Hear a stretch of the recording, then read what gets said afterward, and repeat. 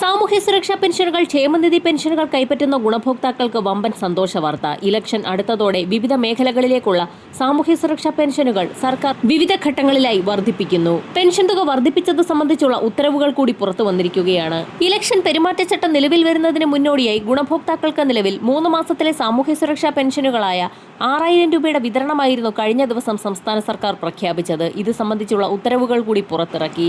March മാസത്തിലെ ആദ്യഘട്ട pension തുക വിതരണത്തിന്റെ നടപടികൾ സംസ്ഥാന സർക്കാരിന്റെ ഭാഗത്തു നിന്നും ആരംഭിച്ച സാഹചര്യത്തിൽ 26 ലക്ഷത്തോളം വരുന്ന ആളുകൾക്ക് ബാങ്ക് അക്കൗണ്ട് നമ്പറുകൾ നൽകിയിട്ടുള്ള മുറയ്ക്ക് ആദ്യഘട്ടത്തിൽ അക്കൗണ്ടുകളിലേക്ക് തന്നെ തുക എത്തിച്ചേരും. കൈകളിൽ തുക എത്തിച്ചേരുന്ന ഗുണഭോക്താക്കൾക്ക് സഹകരണ സംഘം ജീവനക്കാർ വഴിയുള്ള തുക വിതരണവും ആരംഭിക്കും.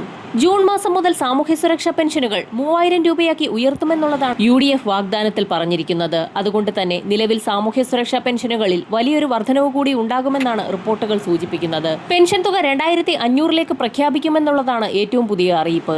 ഇത് സംബന്ധിച്ചുള്ള സ്ഥിരീകരണം വരുന്ന ആഴ്ചയിൽ തന്നെ പുറത്തുവരും. ഇതോടൊപ്പം തന്നെ കാലങ്ങളോളമായി കുടിശ്ശികയായി കിടക്കുന്ന കെട്ടിട നിർമ്മാണ മേഖലകളിലേക്കുള്ള പെൻഷൻ തുകയുടെ വിതരണം കൂടിയാണ് സംസ്ഥാന സർക്കാരിന്റെ ഭാഗത്തു നിന്നും ആരംഭിക്കുന്നത്.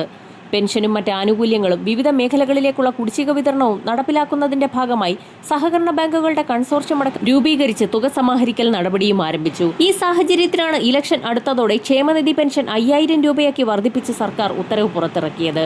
കുടുംബ പെൻഷനും അവശതാ പെൻഷനും 1100 രൂപയിൽ നിന്നും 1600 രൂപയാക്കി ഉയർത്തി. കൂടാതെ കലാപ്രവർത്തകരുടെ ചികിത്സാ ധനസഹായത്തിൽ മാറ്റം വരുത്തിയിട്ടുണ്ട്. സംസ്ഥാനത്തെ കലാപ്രവർത്തകരുടെ പെൻഷൻ വർദ്ധിപ്പിച്ച് സർക്കാർ ഉത്തരവിറക്കിയിരിക്കുകയാണ്.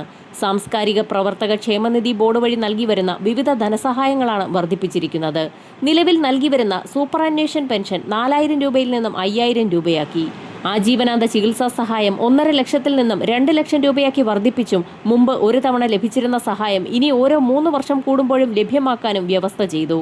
മാരക രോഗങ്ങൾ പിടിപെട്ടവർക്ക് 2 ലക്ഷം രൂപ വരെ ആവർത്തന ധനസഹായമായും ലഭിക്കുന്നതാണ്. അതുപോലെ വിവാഹ ധനസഹായം 25000 രൂപയിൽ നിന്നും 50000 രൂപയായും മരണാനന്തര ധനസഹായം 10000 രൂപയിൽ നിന്നും 25000 രൂപയാക്കിയും ഉയർത്തിയിട്ടുണ്ട്.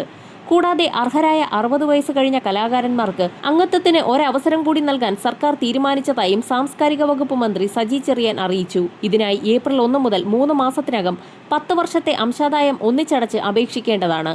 ക്ഷേമനിധി ബോർഡിന്റെ വെബ്സൈറ്റ് വഴിയും അപേക്ഷ സമർപ്പിക്കാം.